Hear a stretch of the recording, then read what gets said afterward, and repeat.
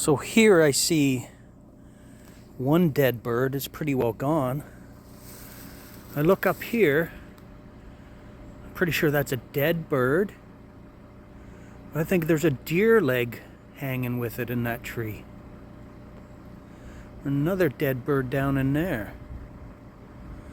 That's kind of weird. I don't like it.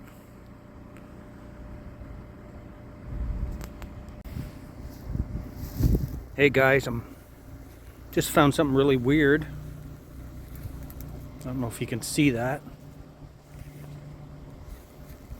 Another one over there.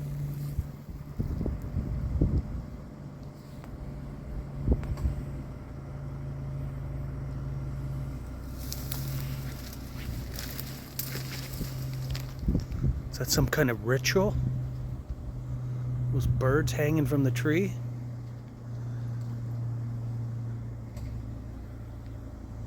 Whatever it is, I don't like it.